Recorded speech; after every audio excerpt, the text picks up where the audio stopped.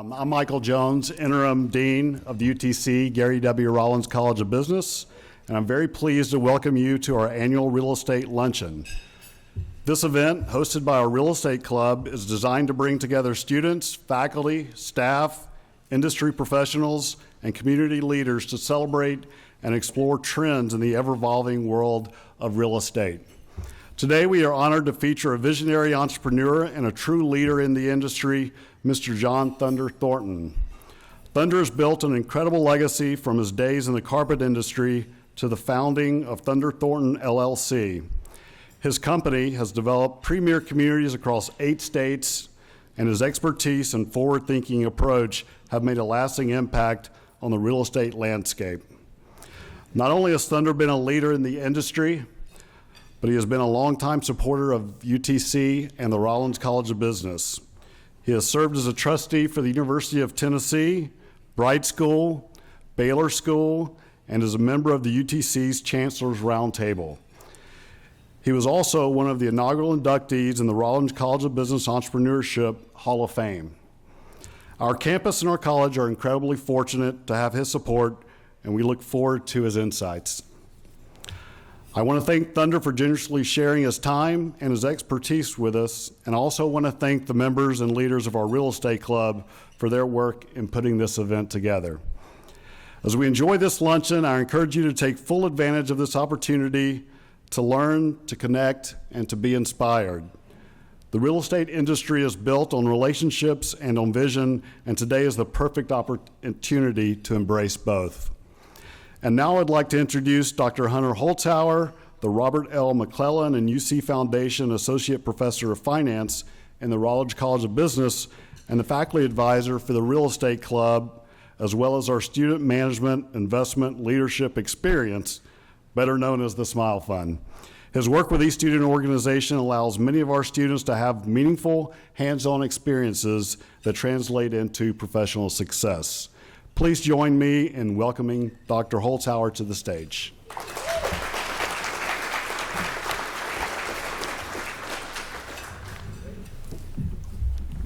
Thanks, Michael. Thank you, Michael. Okay, so since I'm preceding Thunder, I promise to be lightning quick. Okay, I'm just looking for eye rolls from my students. All right, so let's get down to business. My job as a professor and as a faculty advisor is really just about connecting people. So with learning, you connect dots, and with networking, you connect people. And so that's really kind of what we're going to try to do here today. The other thing we try to do is build, and mainly build relationships and build networks. Michael Jones was right when he said that the real estate industry is built on relationships. So let me take a quick second just to reach out to everybody here and make some connections. First, to my students.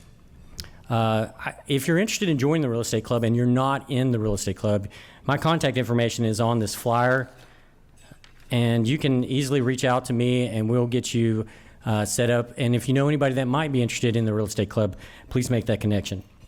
I'd also like to have our 2 officers, Anna Callahan and Vani Patel, please stand.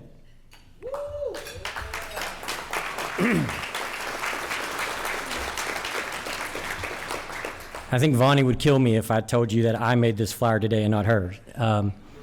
But they've done fantastic stuff for us, and we're about to have a new round of officers. So if you're interested in being a part of the officers for the Real Estate Club, please also contact me as well.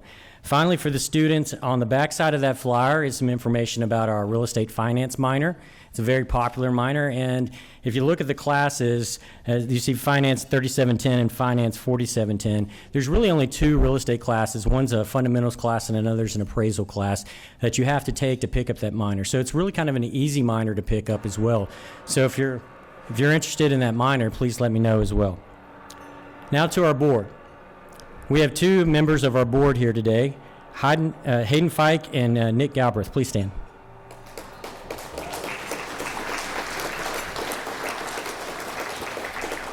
I like to say we're getting the band back together because they're part of the original group that helped make the Real Estate Club what it is, and why we're one of the bigger programs, bigger clubs on campus.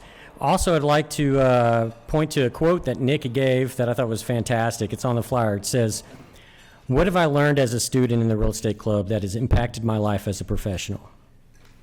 Listen, be curious, be open to learning, bring value to the relationship, and show up. I think that's fantastic. So if you would like to get more involved in our board for the real estate club, you can also contact me. And for those guests here today, I'd like to first just start with thanking you for showing up. Obviously, you showed up regardless of the fact that it was a cold and rainy day, and I appreciate that. And I'd also like to let you know that we've got books and notebooks and maybe some other stuff. You're welcome to take anything that's not nailed down. So, and finally, if you'd like to get more involved, you want to know more information about the real estate club, you can obviously email me. And if you'd like to financially support the club, we made this real easy. There's a QR code on the back of that flyer, and you can start supporting us right now if you really want to.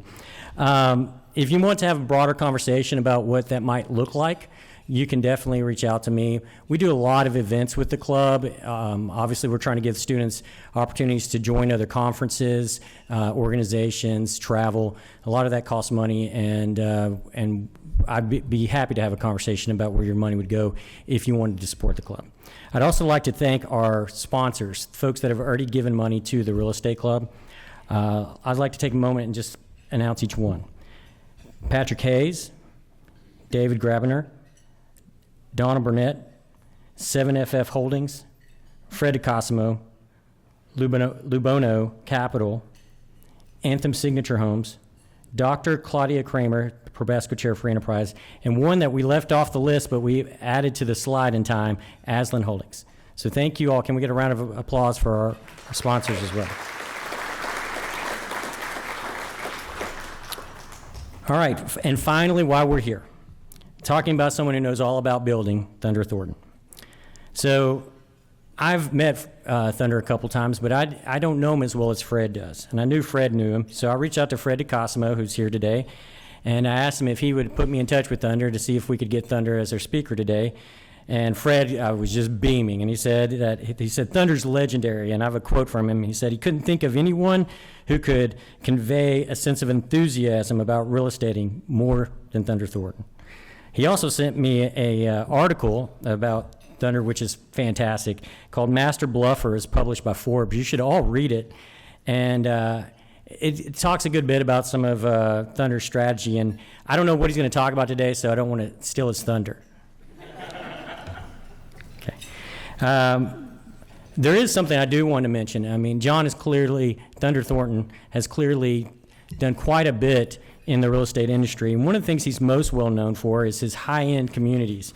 And I just wanted to mention a few of them just so you guys could realize how much he's done just in Tennessee. Tennessee National, the Ridges of Franklin Forest, Thunder Farms, Thunder Point, Forest Creek, Jasper Highlands, Riverton, and most recently the River Gorge Ranch. And I was watching a video of Thunder as he was talking about it, and if you think he doesn't get passionate about his projects, y'all should look up some of these videos. But he describes the majesty of that piece of property and how he calls it the Grand Canyon of Tennessee. And you can tell that he's an outdoorsman because he gets excited about the trees, right? He's like, they've got big oaks and big pines and big hickories. And so he's clearly an avid outdoorsman and loves hunting, loves fishing. But he also clearly makes time for his family as well and wanted to make sure that they joined him here. So his wife, Eileen, and his sons, Ryan and Johnny, we thank you all for joining us today, and we appreciate it. And we can tell that of all the things that Thunder's built, that this is probably what he's the most proud of. I like to think that what we're building here at UTC, the Rollins College of Business, and the Real Estate Club, that we're building something special too. We all love and have a passion for real estate, but it's not just about the land or the structures that we build upon them. It's about the relationships that we build. That's why we're all here today. Thank you for showing up. Let's build. And with a warm welcome, Thunder Thornton.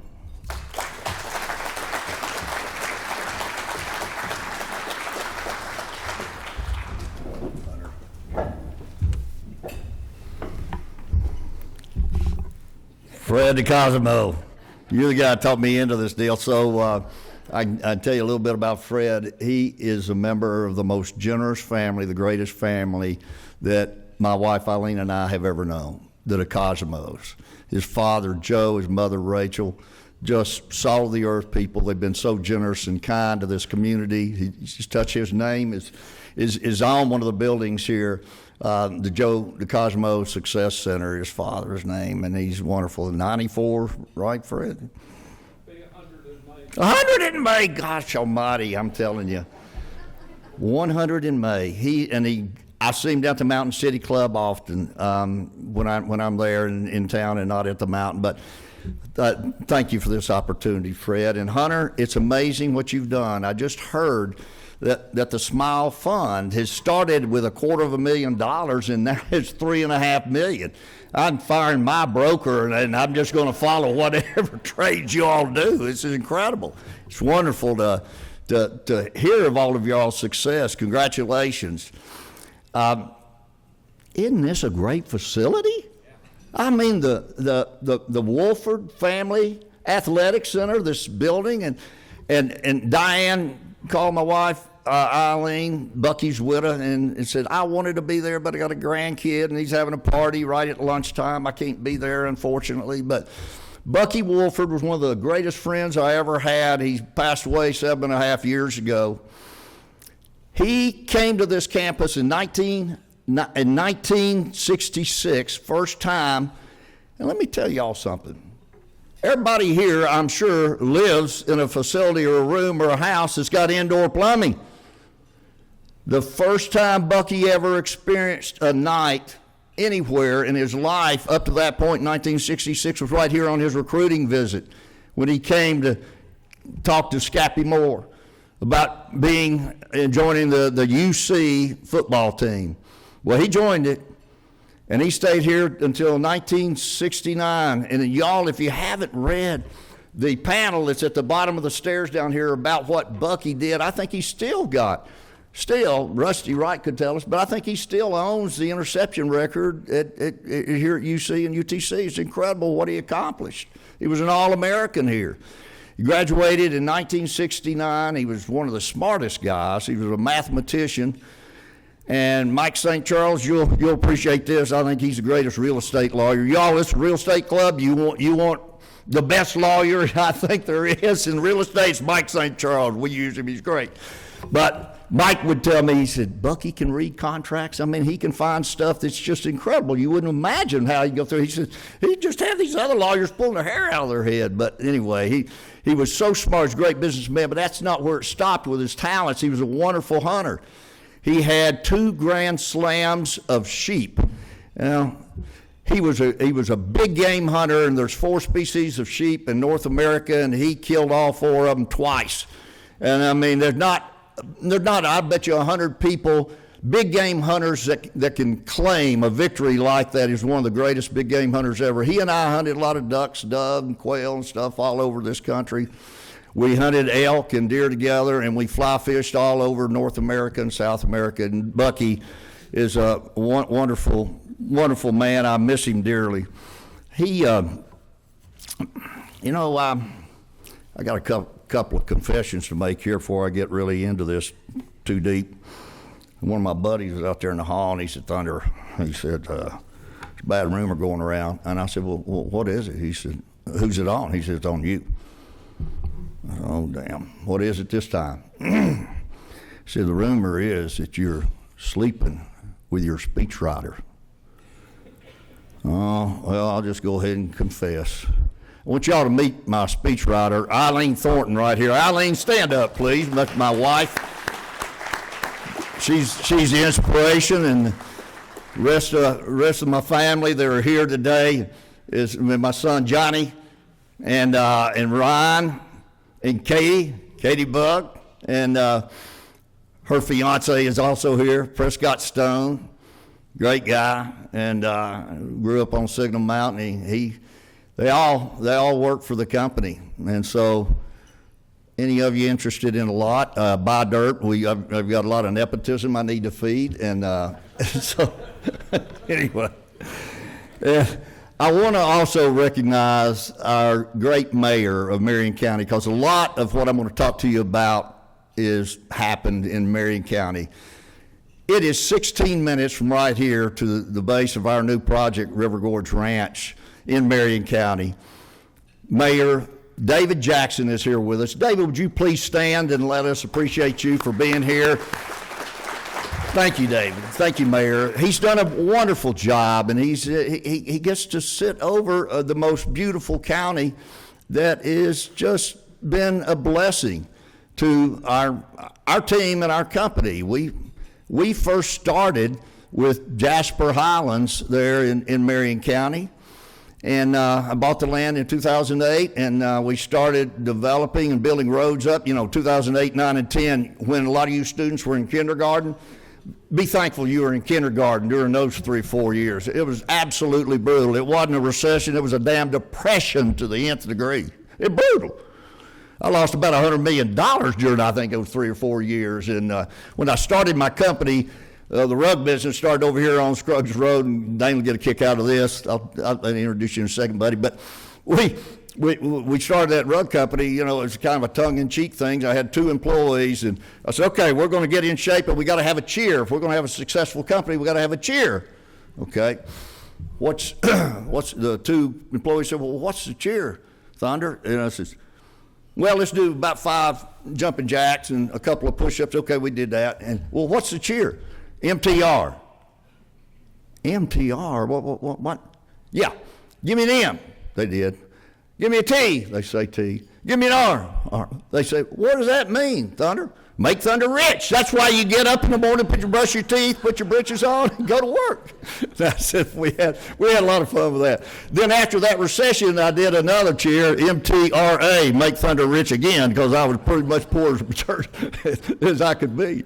But I want to introduce the other confession I've got is I love land, and that's maybe has gotten me in trouble a few times, but I absolutely love land. I don't invest in things I don't understand. I'd never be a .com billionaire or anything. I mean, there's just so much about advanced technology and that group out in Silicon Valley. I've sold a lot of those rich guys a lot of property in Jackson Hole over my career, but I never really understood exactly what they did. But land, I understand. I understand taking a mountain and molding it into something really special. Take the raw piece of land and the pine trees and the hardwoods and the draws and the creeks and accentuate that and clear out the underbrush and make the home sites neat. Well, I'm going to tell you something. The guys who get that done, and 2 of them are here with me today, and I must introduce them. First is Dane Bradshaw. Dane came to work for me August 1st, 2008. I said, this real estate business is great, Dane. Just wait till you get in it and really get immersed. That was 2008. Those of you that weren't in kindergarten back then, you always remember, that's when the world blew up in September the next month. It was brutal. And but Dane came to work for me then after graduating from the University of Tennessee. Spent 3 years getting his undergraduate degree in communications, and then he got 1 year getting his MBA, and he wrote a book, sold 20,000 copies of it his 4th year at UT, Vertical Leap. And I get 10% of any of these people buy anything, Dane. But anyway, Vertical Leap, and he accomplished all this, was captain of the basketball team, playing for Buzz Peterson for the first 2 years, and then Bruce Pearl, who's got the #1 team in the country down at Auburn right now. And Bruce is great guy, and he thought so much of Dane, he put a $100,000 scholarship in Dane's name. He was the only player that Bruce ever picked to put that any kind of money in a scholarship and named it after Dane. So Dane has been president of my company since 2010, and it's been a great 16 years. And Dane, would you please stand and let people know what you look like there? You may have seen him on TV last night. He's also a part-time announcer for basketball for the SEC network on ESPN, and he drove down to Starkville, Mississippi yesterday afternoon, and then and then did the calling, called the game, left there at 9 o'clock or 9:30, and then drove all the way back from Starkville this morning so he could be here with us today. And then actually he's already been at work. I hope we probably sold a couple lots, I hope. But anyway, the other gentleman I want to mention is Clarence Howard. Clarence, please stand and let these people recognize what is one of the greatest managers you'll ever lay eyes on. I'm telling you, he's terrific.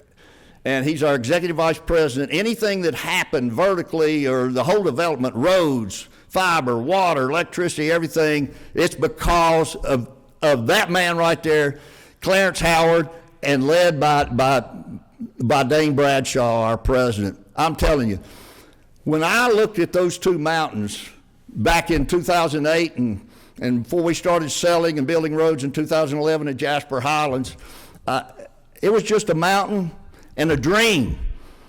Dane Bradshaw and Clarence Howard are the ones that molded it into the great communities that it is today. And so it is, I got a theory, and this will maybe help you when you get your own company, is you can't pay great people too much money. There's two I've tried it with, but I'm not there yet because they keep exceeding expectations, and I'm not. They make a lot of money, but that's okay. I'm keep trying, boys. Hang with me. But you all just keep exceeding expectations. And one of the things that we've developed over the years is they are both 10s. They're 10s, and they only hire 10s for their department managers and their supervisors. If you don't remember anything else, just remember that in business. I think it's so critically important. I don't care whether you're running a real estate business or you're running your own brokerage company or wealth management, whatever. Hire 10s and get them a lot smarter than you are. That was easy for me. I had a very low bar there, threshold. But anyway, these guys are smart and great managers, and I just think they're terrific. There's a few things technically I'll share with you about why we get turned on to a piece of land in Thunder Enterprises and why we don't. I do think we kind of shy away from the 200-300 acre deals, and with the exception of Riverton, which is just right across the river and up about 2.5 miles, and we finally got permits from TVA after an exhaustive 5.5 years of dealing with them. And it was difficult. And then the city came through pretty rapidly with their permits, but we first had to get all the TVA permits. I was really disappointed to see that Jeff Lyash, the CEO, is retiring. I was sure hoping that he would hang around long enough for Trump to fire him, but that didn't work out that way. So anyway, I'm sure the press will pick up on that. I don't care. I mean, 5.5 years cost me a fortune. But anyway, we got all of these plots. We got them now. They're ready to go, and we're selling. We've sold. Dane and his crew have sold over half of the lots, and so I think we'll sell the rest of them this year. The infrastructure is about complete. Things that we look for, like the Jasper Highlands, Mayor. You've been all over that land, that mountain. It was first called Jasper Mountain, and we wanted to retain the locals' name and description, and people would know where it is. And but. I-24 right to the Kimball exit, and it's 30 minutes from here, and then you got about 6 or 7 minutes right up the mountain to our new restaurant, Top of the Rock. Well, it's not new right now. We started in 2019. Many of you may have been there. If you hadn't, you let me know, and you might get a little free pass on there and buy you a nice bottle of wine and a great steak or something, and I'd be happy to dole that out for any UTC student that is here today. And so, Dane, we better crank up the free passes on those things, because I want to pay these people for agonizing through this speech today of 30 minutes or so to hear what we got to say. They need to be rewarded. So anyway, the access to the mountain was terrific. Now, what kind of infrastructure did it have? None. It had no electricity up there on the mountain. Hey, it was 9,000 acres. It was owned by Bowaters. It was a paper company. They grew pine trees so they could come down and make pulp out of it. And did it have no electricity, no water? Well, I wasn't as concerned about that because there was water at the base of the mountain that came from South Pittsburgh and Kimball and even Jasper. And I said, maybe we can make a deal with one of those municipalities to do that. And there was no fiber.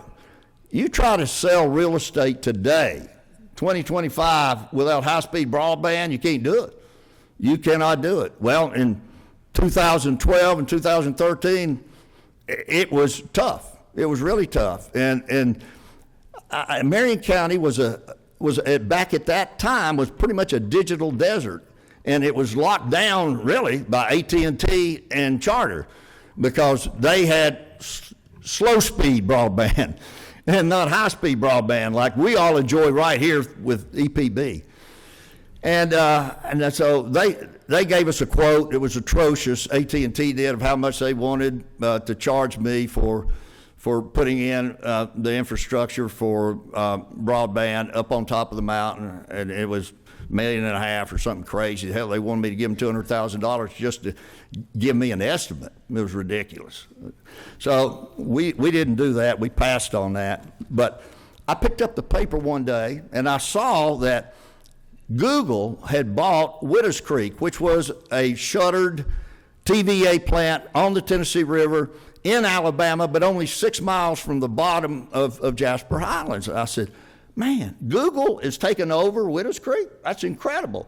And I said, I guarantee you, they're not just using dial-up. They got to have high-speed broadband, and I don't know where they're getting, but I'm going to find out. So we called North Alabama Electric Cooperative, and sure enough, they were getting it through them. And they were receiving that through Huntsville, and they had gig-speed internet for sure. And so I met with the president down there, Dana and I did, and we said, how can we get some of that? I said, can you run fiber to the base of our mountain there at Kimball? They said, no, we can't do that. We can't go out of Alabama. And I said, well, can you run it right to the Tennessee-Alabama line? Yeah, we can do that. I said, okay, great. We'll get fiber and run it from that point, from the Tennessee-Alabama line to the base of our mountain, and then we'll run it underground, of course, all the way up the mountain. Okay, that's what we did. In 2014, we created our own internet service company, and it was greatly successful. It was gig speed, surrounded by the remainder of Marion County that was not gig speed. Now, the legislature finally fixed that in 2018 and allowed Sequatchie Valley Electric Cooperative, where all of their service homes, they could allow them to also offer them fiber. That was a bad day for AT&T and Charter in Marion County, but it was a great deal, wasn't it, Mayor, for the citizens of Marion County. It was terrific. So that worked out great. And we've had fiber up there since 2014. So that worked out. Water. We got water, and but we had to form our own water utility company to do it. And that worked out. We did that early on, and people didn't have to depend on wells.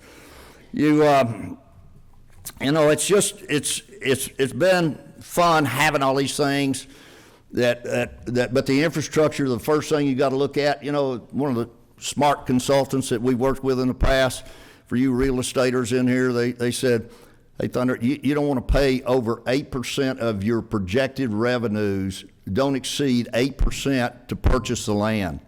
I thought that was pretty low, you know, but anyways, no, building a master plan community, you won't believe all of the things that you can think of and you can project and you can budget, and there's going to be quite a few that you don't.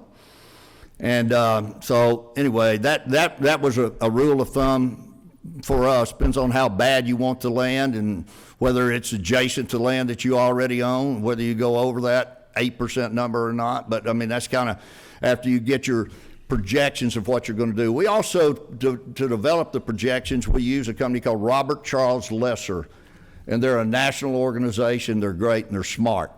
And they'll come in and they'll say, okay, what is it that you got in mind, Thunder, that you want to do? And we say, well, we want to build really nice home sites, single-family home sites, primarily for retirees and pre-retirees. Okay, good. And any condos or townhouses or anything, maybe we sprinkle some of those in. All right, they will tell you what mix that should be of your product mix would be townhouses or condos and single family residences, and also what the projected price of those lots would be. So I think that's been helpful to our company at Jasper Highlands and also at River Gorge Ranch. And back a little bit to the things that are really happening and principles that we live by. Look, all functions of the business are important. The marketing, incredibly important. When we started marketing Jasper Highlands, we were sending out flyers and for a big weekend sale and just praying that we didn't have weather like we had yesterday and we got today. If we did, we just shot ourselves in the foot with a couple of $100,000 trying to promote that event. And we evolved from that. And that was early on in 2012. And we went digital. Now we've got an 8-person marketing department, and most everything we do, with the exception of billboards, is digital. It's ads with Facebook and Google, and we reach all corners of this country and obviously 8 countries outside of this country, because that's how many international customers we've got, 8 other countries, and we've sold people from all 50 states at Jasper Highlands and River Gorge Ranch. And we reach them digitally. And so it's been a blessing for us. It's been aggressive advertising, and Dane knows so much more about that end of that business than I do, but it's been terrific. And we've been thrilled with the results of that.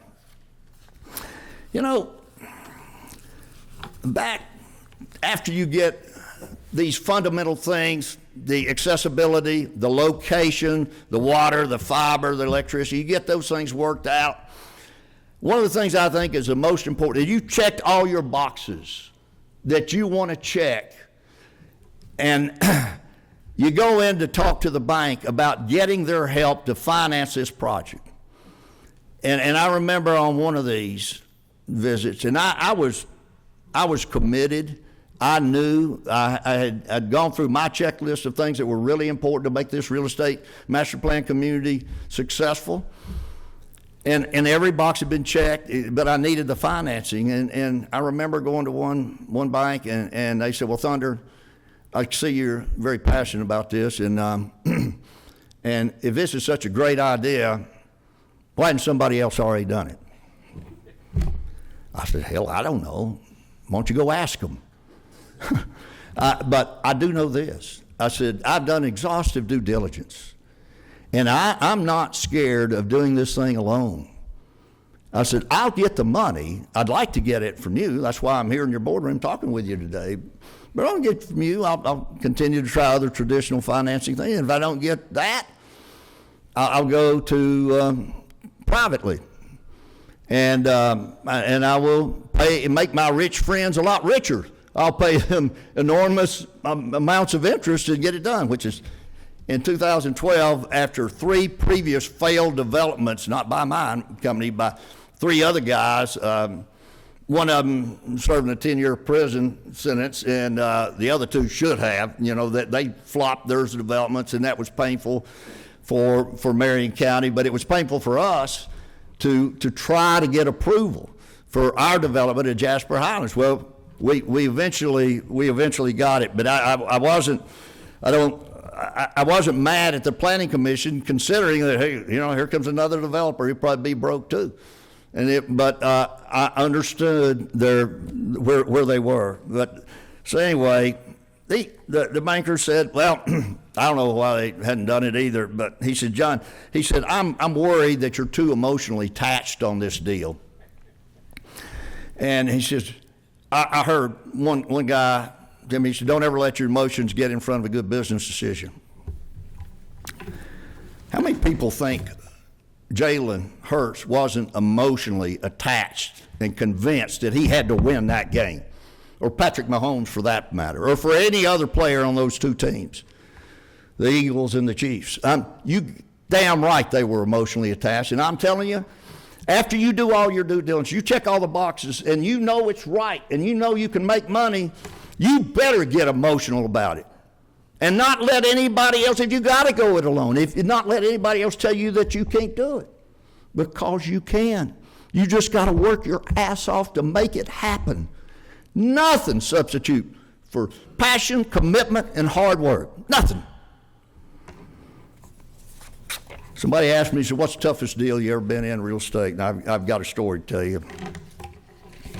And it happened in Jackson Hole, Wyoming, and the Cosmo family was so prominent on this deal. I had been building high-end spec homes that started at $3 million and went to $12 million in the early 90s, 91 through 90, 96, and 97. And we had successfully sold 17 or 18. As soon as we get those homes finished and furnished, these CEOs and hedge fund guys, they'd come in, they'd see the house was perfect, sob was on the front lawn and places, and they wanted to escape the 3-year dance, really is what I called it, finding a piece of land, then finding an architect, and then finding a contractor, and then building the house.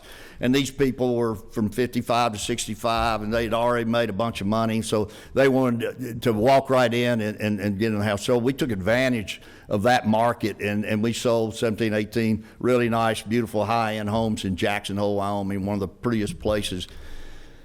God spent a long time in Jackson Hole in that valley, I'm telling you, creating that. It's just magnificent. The Grand Teton Range is just incredible. From the Grand Teton Peak to the other peaks on the north and the south of it are incredible. Pastures are just emerald green, elk herds, mule deer, whitetails, moose, just all sorts of wildlife. Eagles soaring over the Snake River. It's great. I love Jackson. I went there for the first time in 1982. I've been there every year since, and even lived out there for a couple of years. But that's where I love to hunt and I love to fish, as Hunter outlined. And so I just kept going back to do that. But then we bought a house there, and we just kept coming back, and then we started developing, and it worked out really well with these spec homes. But this Crescent H Ranch was the first ever Orvis-endorsed fly fishing guest ranch in the world.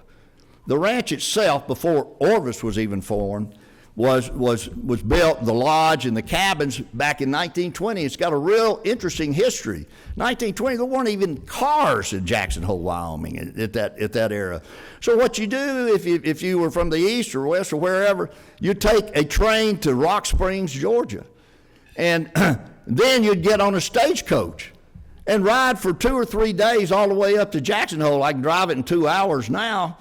But, 2 or 3 days, don't you know their ass was sore by the time they finally got to the lodge. I bet it was. But so anyway, the lodge was just fabulous. It's great. And it was for sale. A guy who owned it, he got in trouble and had mortgaged that thing to the hilt. And so the bankruptcy court took it over, and they grabbed it in 1996, and they said, we're going to sell this thing. It'll probably be sold sometime in the middle of 1997.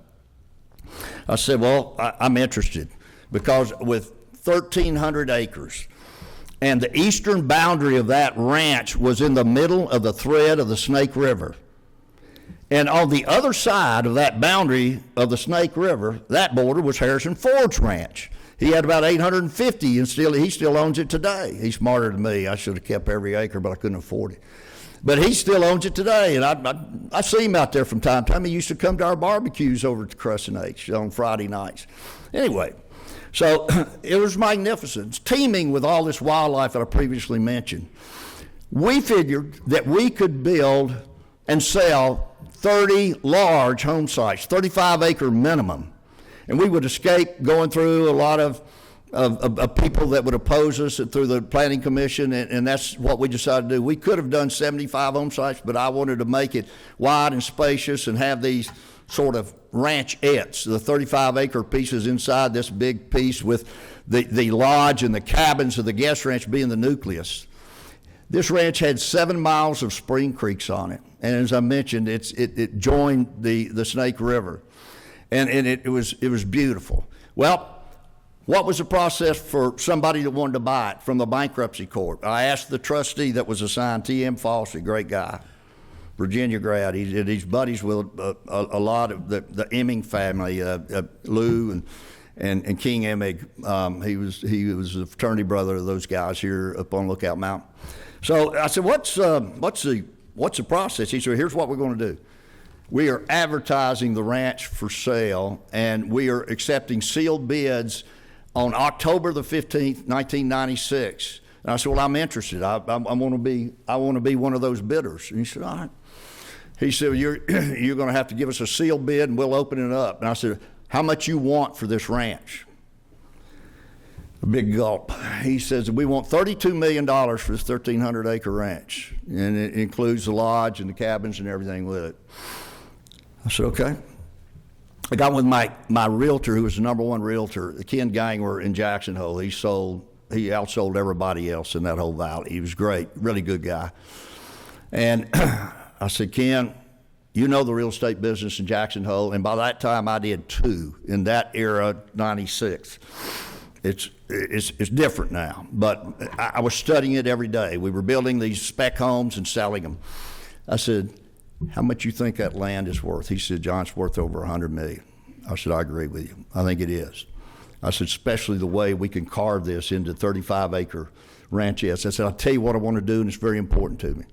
Regardless of what it's worth, I want to give a significant amount. I want to give 5 of these 35-acre tracts to the Jackson Hole Land Trust and have conservation easements put on this 180-acre piece of land. And I want to do it in the most wildlife-sensitive area down where the spring creeks are, and where it's just teeming with cutthroat trout, and the moose love that water, and the elk are down there bedded down during most of the day but feeding most of the night, and the mule deer and the whitetails and the occasional bear that sometimes it wasn't that occasional, it hung around for quite a while.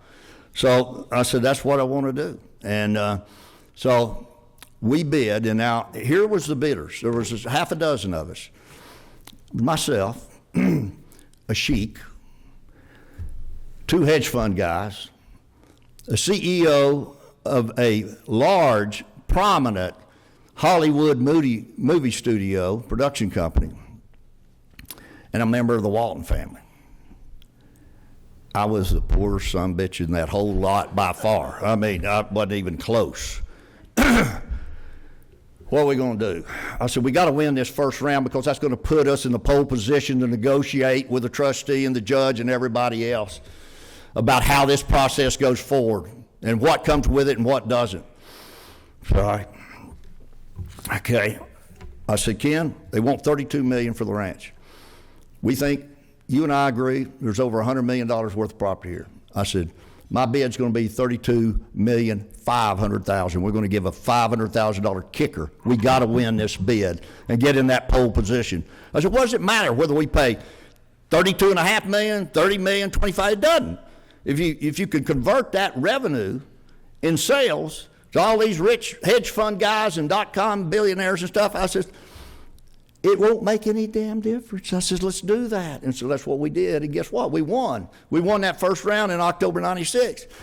There was a lot of stuff that had to be figured out, what goes with a ranch, what didn't go with a ranch. And so I understood all of that.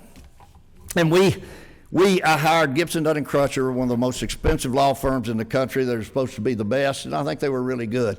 Out of L.A., and they were charging me $150,000 a month. Ka-ching, ka-ching, ka-ching. As I worked on this deal through the summer of 96 until June of 97. And here was the process. So we won that bid, and in 3 weeks in front of the date that the judge was supposed to decide who is going to walk away with this ranch and who isn't.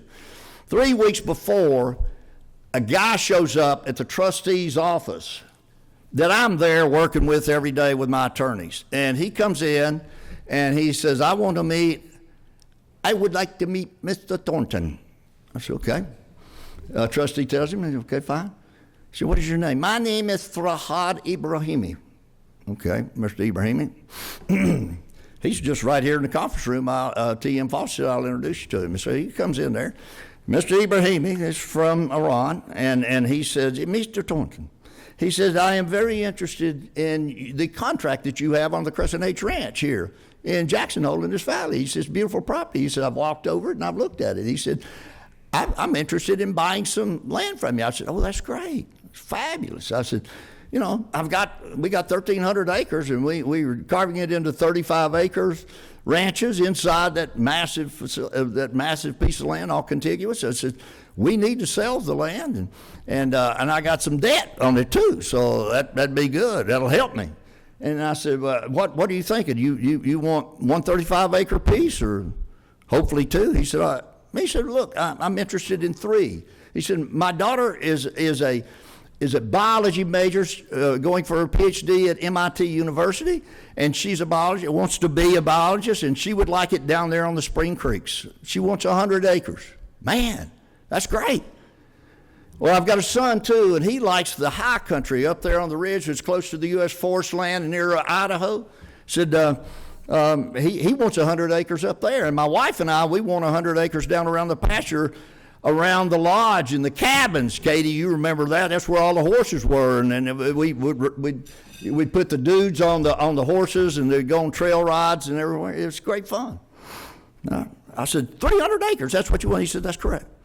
I said, all right, okay. I said, look, let me work you up a price. Why don't you come back here in a couple of hours, and I'll have you a price. He said, okay, I'll be back in 2 hours. So he came back to the trustee's office, and I'm there. And I've got it written up, the 3 different parcels, 100 acres each, and the pricing that I want to sell it to. And so I said, Mr. Ibrahimi, I've got the pricing, it's right here. And I said, he said, oh, I don't need to see it. I said, well, I thought you were interested in buying it. He said, well, I am, but I'm going to pay the same price per acre for the 300 acres that you're buying it from the bankruptcy court. I said, I got to be missing something here. I mean, it doesn't make any sense. Why would I buy something, this ranch, from the bankruptcy court and turn around and sell it to you for the same exact price that I've got in it per acre? He said, because, Mr. Thornton, if you don't, I will show up Friday, June 13th, in Cheyenne, Wyoming, at the courthouse, where the judge will sell this land to me because I will bid $60 million for the ranch. I said, whoa, $60 million? I said, I got it under contract right now for $32.5 million. Why would you do that? I said, that doesn't, I said, look, if you did do that, you're going to own the ranch. There's no question about that. You're going to own it. I said, but my God. I said, he said, you're going to sell me the 300 acres that I want at the price that you're paying for it, or you're not going to get anything. I said, wait a minute. You just flabbergasted. I can't imagine this. I said, I'd hate to take a quarter of my ranch and just transfer it and not make a penny on it. I said, wait, let me think about it. And I said, look, I've got a lot of financing fees involved in the purchase of this thing. And I said, you got a lot of money? Oh, yeah, I got plenty of money. I said, well, why don't you finance this deal for me?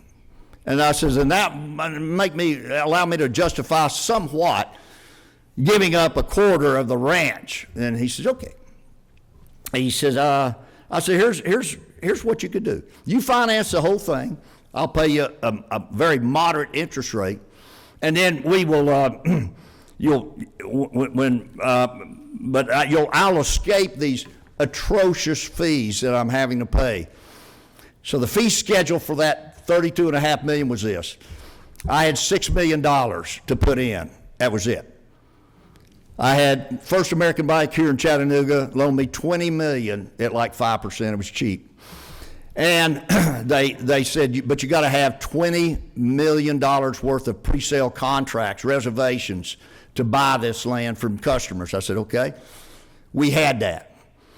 And then I said I needed to have about $3.5 million of working capital beyond the acquisition price of the land. So all that came to $36 million. So I needed $10 million. This is where the DeCosimo family comes in. And Fred and his brothers and his father ran the DeMoss Foundation at that time, and they also had a couple of wealthy guys that were really serious investors. One of them, Bill DeWitt, who owns the St. Louis Cardinals. He's a great guy. The other one, not so great. I won't mention him, Fred, but although I have most everybody else. But anyway, he was difficult. Let's just say that. But anyway, we needed $10 million. They said, okay, here's the deal. All right. Hunter is a finance professor. You'll appreciate this. He said, what's the price on that $10 million that we need? And he said, the price is 20% interest rate and a $2 million fee that you're going to pay us on the back end. So you're going to really pay $12 million to borrow 10, and we're going to charge you 20% interest on that 10 every time. All right. Okay, got to have it. Didn't see Regions Bank rushing to the door, say, oh, let me do that for you for 6% and and no origination fee. No, that wasn't going to happen. So anyway, here was the deal. So okay, I got $36 million. So Ibrahimi threatens 3 weeks before the auction that he's going to pay $60 million. So Jackson's a small town. Jackson Hole is. All the bankers, and I knew most of them, and I'd go try to borrow $1 million, $2 million, and Ibrahimi had all of his lieutenants scouring the town. They were watching pretty much every move I made. And I called Joe, Fred's father, and I said, Joe, I'm going to need another $10 million. I need to jump from 36 to 46 million. And let's see where that might take us. I said, the guy says he's going to pay $60 million. If he does, he's going to own the ranch, and I'm out. I said, okay. Fred said, I'll call you back. He did. He said, I got you another $10 million with a consortium that he had put together. All right, what's the price? 20% interest on this second $10 million sub-debt piece, $2.5 million fee on the back end of the car. All right? Deal. Day before the auction, in Cheyenne, Wyoming. I'm there, I've been there for several days, wearing the same suit, same tie, same shirt. I had lost so much weight. I mean, my buddy said, Thunder, you look like a red worm with the shit slung out of it. He said, you just look terrible and tired and you wore out. I said, well, that's because I am. I'm trying to raise money every which way I can. I said, well, look, Ibrahimi approaches the court, Judge Peter McNiff, on Thursday, the day before the auction, and he says, Your Honor, he says, I have deposited my $5 million and I intend to bid, but I must know this. He says, Mr. Thornton has something very valuable, apparently, that he negotiated for, which is the right to match any other bid that came to this court. I thought that would scare off everybody. It didn't scare off Ibrahimi. I thought it would. Prior to this, I wanted to see how much liquidity and how rich this guy was. I called Fred's father, Joe, and I said, Fred, can you please look this guy up for Hot Ibrahimi? He called me back. He said, yep, John, not good news, 165. I said, what? I don't care what room he's staying in. What is 165? He said, he's number 165 on the 400 richest Americans, and he says, and they just got just a little piece of what this guy's worth. I said, oh, Lord.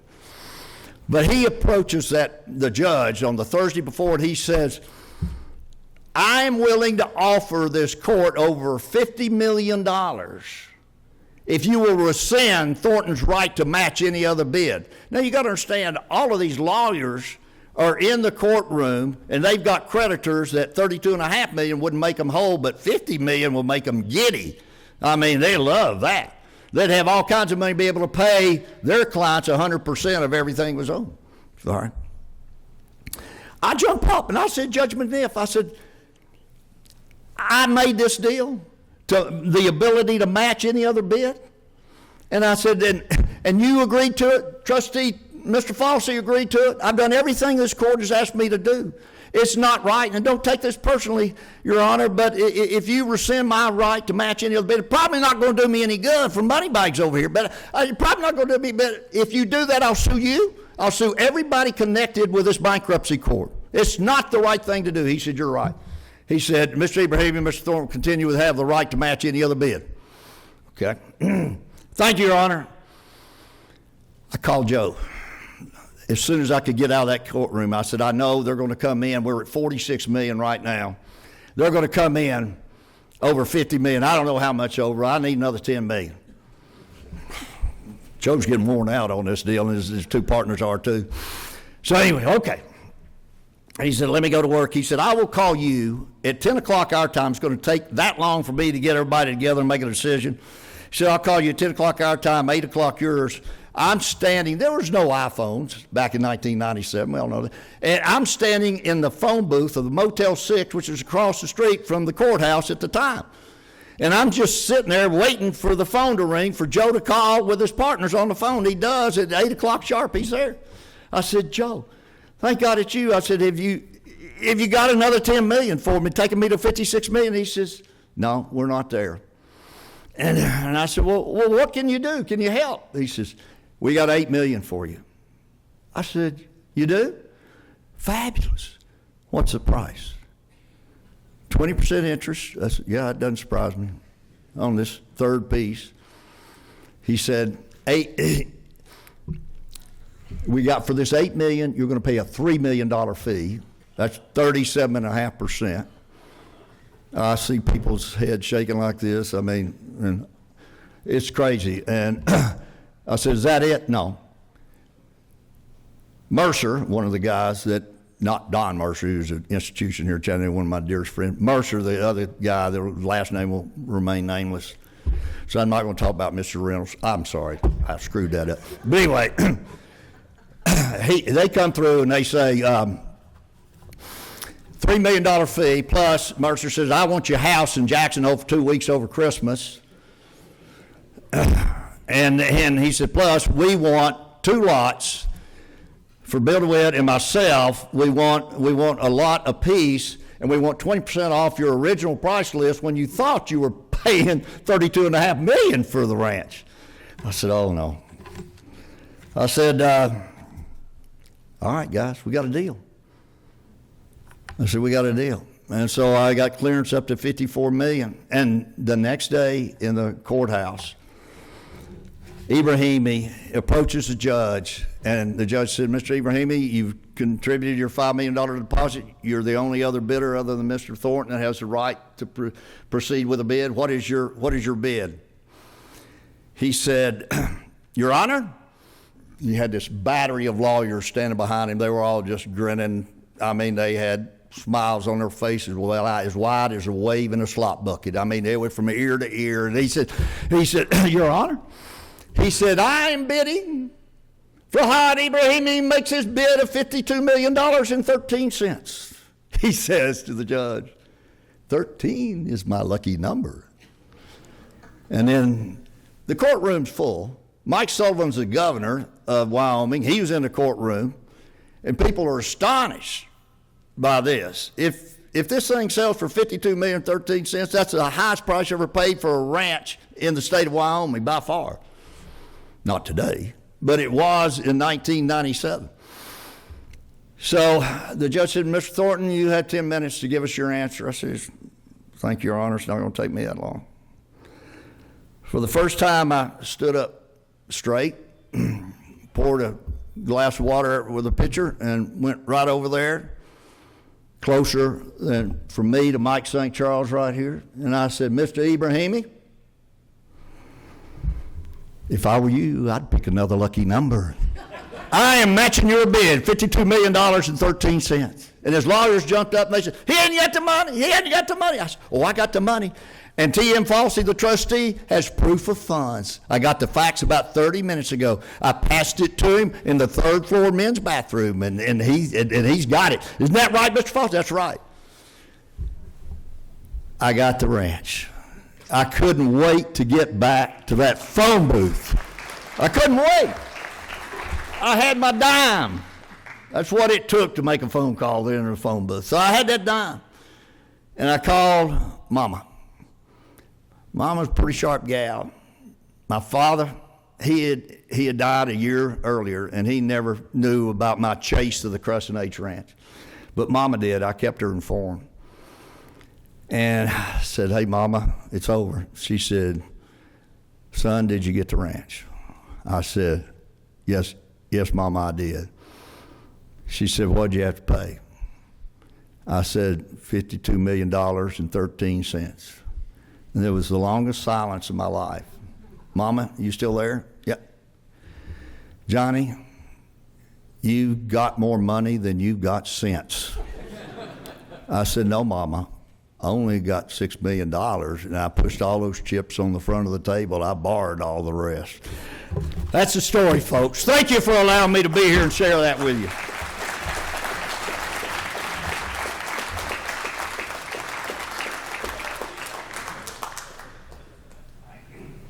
Do we have anyone that wants to ask Senator any questions? Thank you. We have about 10 minutes. Any questions for Senator? Senator, I have a question real quick. Sure. You've obviously got the advantage of all the business experience, but if you were to start over right now with not any sense, what would you do? How would you get into the real estate industry, and what opportunities do you see going into the future? You 80 or so students that are here, you look beside you and who's sitting at this table, and there's going to be several billionaires. Not billionaires, but damn sure millionaires sitting next to you, maybe a billionaire or two. You develop these relationships. You know whether your friend is honest, whether they are a hard worker, whether they have good judgment or not. And you work with this network of your friends and associates that have money when you've got 0 cents, as Hunter said. So that's what you do. You work and develop these relationships like I had with Joe DeCosimo and Fred and Tom and Nick and Rose, his children, and your mother, Rachel. And Joe wanted to help. I'll tell you what I have learned. When you work hard and you're committed, and when you start out, people want to help you. They believe in you and you're sincere. They will cheer for your success. But I'm going to warn you, after you get some success, many of those people will root for your failure. I think it's just human nature. They're jealous or whatever. Don't take it personally. But it happens. And you just got to keep your head down, keep moving forward, and be appreciative of all the relationships you made. One of the greatest things that's happened to me with success in the real estate business is being able to reward people like Dane and Clarence and Ryan and Johnny and Katie and Dory, my daughter, who is a great event planner, and she's out, and my son Sam. Being able to reward these, and most all of them have worked in my company in one capacity or another, and being able to give and back to great institutions like this one right here that you all are so fortunate to be involved with, the University of Tennessee at Chattanooga, and the Smile Fund is fabulous. I need to get in that deal somehow, Hunter. You know, go from $250,000 to $3.5 million. My brokers can't do that. So, yeah, all right, buddy, that sounds good. Anything else? David, did you have a question? Did you sell that guy those lots he wanted after you bought it? You know, it's interesting. We had just a few lots at the very end. It took me 5 years to sell them all. And I was negotiating with a homeowners group, and they wanted some, and it was, you know, it wasn't going anywhere. So I said, look, I'm just going to auction off these last few remaining lots. And I said, I'll tell you the truth, I've done well. I said, is this last property, including the lodge? I said, I don't care if I get $2 million or $20 million. I said, but if you want them, I called old Ibrahimi. He was in Denver. And first I said, Mr. Ibrahim, this is John Thornton. You remember me? He said, oh, hell yeah, I remember you. He said, I said, I'm going to auction these remaining lots, including the lodge that you like. You interested in buying it? He said, first, he said, you weren't very nice to me in that Forbes article they called Master Bluffer. And I said, well, look, I did what I had to do, and everything was legal. And I said, so if you want any of these lots left, all you got to do is come to the auction, raise your paddle. I said, I'll be happy to sell them to you. So will the auctioneer. No, he never bought anything else. And been kind of funny if he had. Yeah.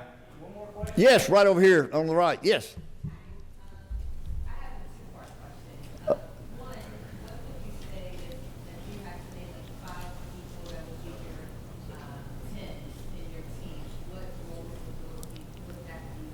Yeah. Are you a reader, and what book would you suggest? Okay, I'm very hard of hearing, but Dane, could you say a little louder for me? A few examples of tens within your company. Yeah. And then also a recommended book if you're a reader that's been influential. Yeah.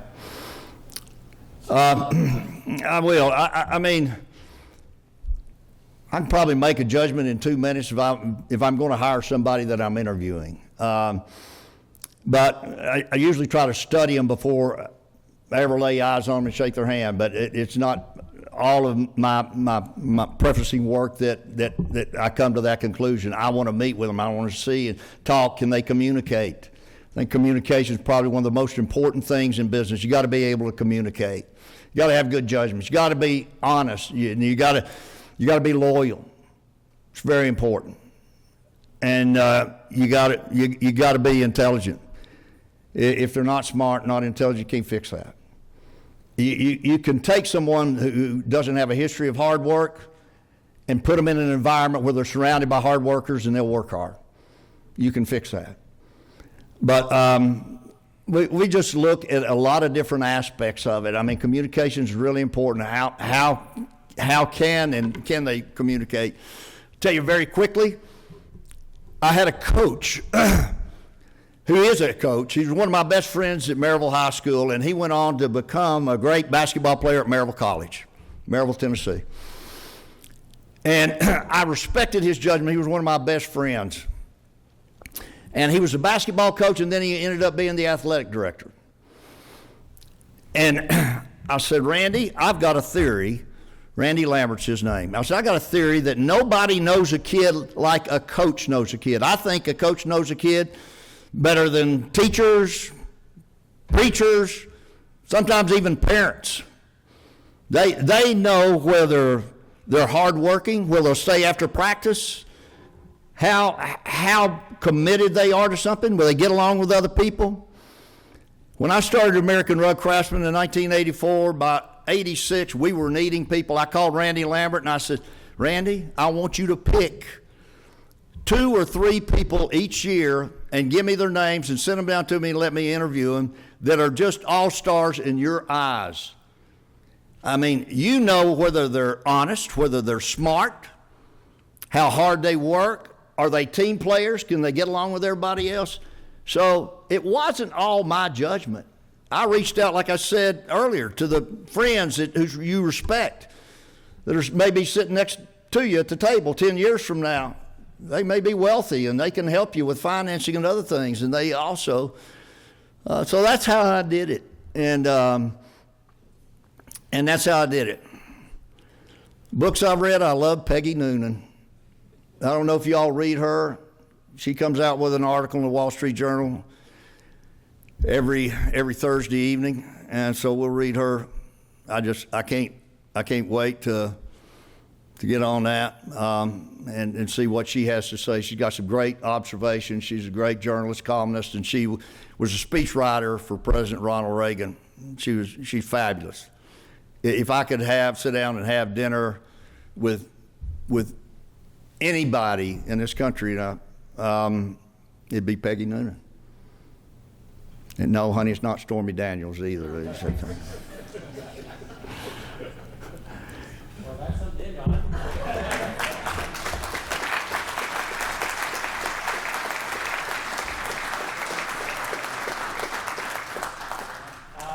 If you want to get your picture with Thunder or with anybody that's come, you can obviously hang around. I'm sure Thunder will stay around for a couple extra minutes. For those of you who got to get back to class, stay dry, and we thank you all for showing up. Let's build.